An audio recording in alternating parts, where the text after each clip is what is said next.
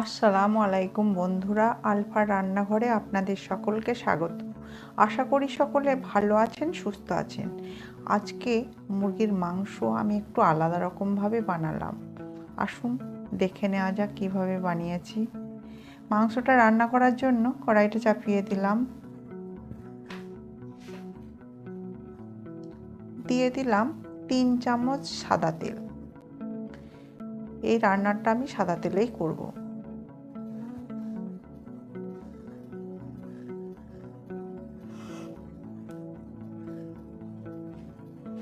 এর মধ্যে দিয়ে দিচ্ছি কুচিয়ে রাখা একটা পেঁয়াজ, খুব ফাইন চপ করে নিয়েছি। পেঁয়াজটা দেওয়ার পর খানিকক্ষণ নাড়াচাড়া করে ভেজে নিচ্ছি। দিয়ে দিলাম একটা তেজপাতা মাঝখান দিয়ে ছিঁড়ে। পেঁয়াজটা যতক্ষণ না হালকা বাদামি কালার হচ্ছে ততক্ষণ নাড়াচাড়া করব। অ্যাড করে দিলাম 2 শুকনো লঙ্কা, একটা পেঁয়াজ আর 2 কাঁচা লঙ্কা একটু পেস্ট করে নিয়েছি।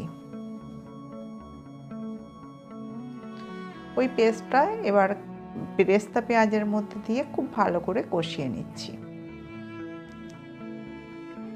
কষানোটা ভালোভাবে হয়ে গেছে।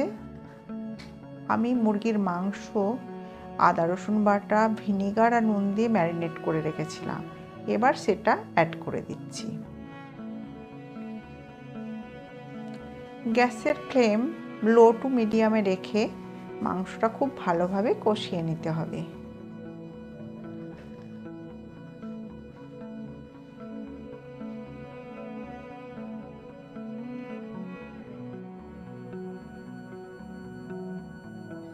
মাংসটা ভালোভাবে কষিয়ে নেওয়া হয়ে গেছে। এর মধ্যে এখন অ্যাড করে দিচ্ছি 1/2 চামচ আদা রসুন পেস্ট।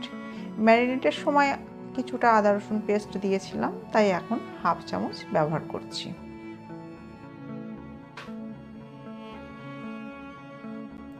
দিয়ে দিলাম 1 চামচ ধনে জিরে গুঁড়ো।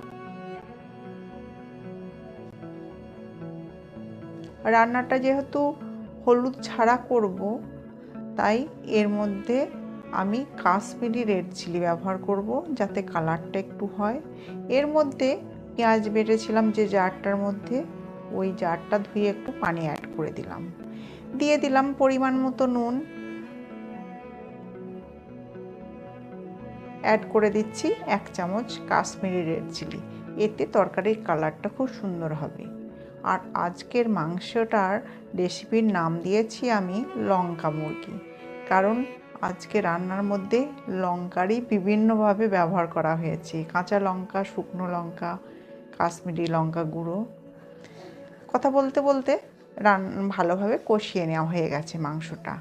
আবারও অ্যাড করলাম আমি 4টে গোটা কাঁচা লঙ্কা, এটা ফ্লেভার আসবে, যার জন্য আমি গোটা দিয়েছি, মাঝখান থেকে চিড়ে দিইনি। খুব ভালোভাবে কষিয়ে নেওয়া হয়ে গেছে। গ্রেভির জন্য পানি অ্যাড করে দিলাম।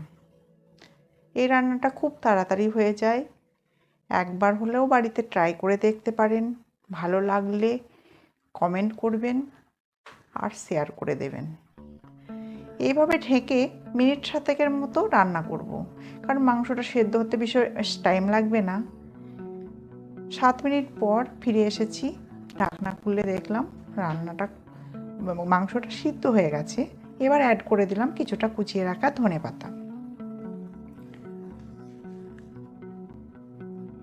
আর বেশিক্ষণ করব না রান্না, 2 থেকে 3 মিনিটের মধ্যেই রান্নাটা কমপ্লিট হয়ে যাবে।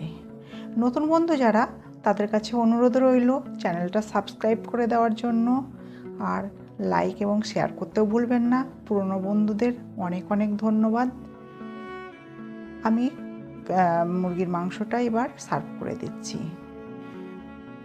দেখা হবে নতুন আবার কোনো ভিডিওয়।